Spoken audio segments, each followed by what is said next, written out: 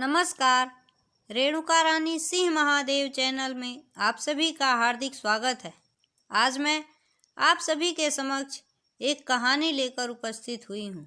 वैकुंठ लोक में विराजमान भगवान विष्णु को ध्यान मग्न देखकर महर्षि नारद ने देवी लक्ष्मी से उनका मनोभाव जानना चाहा। देवी लक्ष्मी नारद को संबोधित करके कहने लगी, देवर्षि, वे भूलोक स्थित अपने सबसे बड़े भक्त की उपासना कर रहे हैं। यह सुन देवर्षि नारद बड़े आहत हुए। अपने से भी बड़े भक्त को देखने को व्यग्र वे तत्काल ही भूलोक चले गए। भगवान विष्णु के सबसे प्रिय भक्त की परीक्षा लेने के उद्देश्य से वे उस स्थान पर पहुँचे जहाँ के विषय में देवी लक्ष्मी ने उन्हें बताया था। वहाँ उन्हें पशु चर्मों से घिरा एक मैला कुचैला व्यक्ति दिखाई दिया।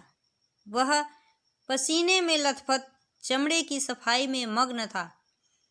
तीव्र दुर्गंध के कारण वे उसके पास तो न जा सके, परंतु उनको यह विचित्र लगा कि यह व्यक्ति भगवान का प्रिय भक्त होगा।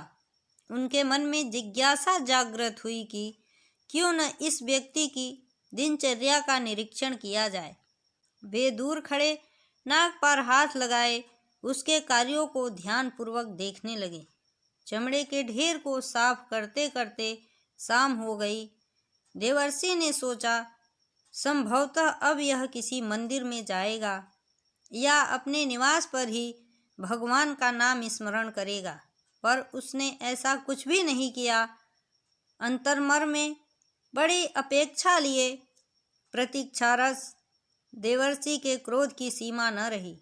वे सोचने लगे कि यदि यह अधम मुझसे श्रेष्ठ है तो यह मेरा अपमान है। कहीं भक्त ऐसे होते हैं?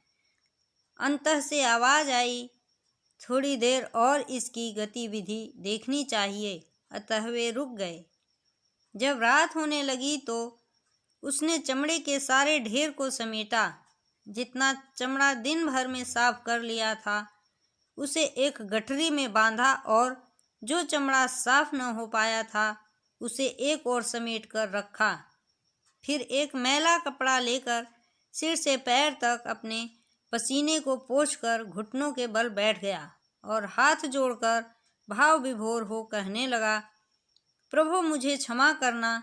मैं बिना पढ़ा व्यक्ति आपकी पूजा करने के ढंग को भी नहीं जानता। मेरी आपसे यही विनय है कि मुझे कल भी ऐसी सुमति देना कि आज की तरह ही आपके द्वारा दी गई चाकरी को ईमानदारी के साथ पूर्ण कर सकूं। देवर्षि ने देखा कि भगवान विष्णु उसके समीप खड़े मुस्कुरा रहे हैं। वे बोले, देवर्षि, समझ में आया इस भक्त की उपासना की श्रेष्ठता का रहस्य। देवर्षि का अभिमान चूर्ण हुआ और वे सच्चे हृदय से भगवान की भक्ति में लीन हो गए। इसी के साथ मैं अपनी वाणी को विराम देती हूँ। जय हिंद, जय भारत।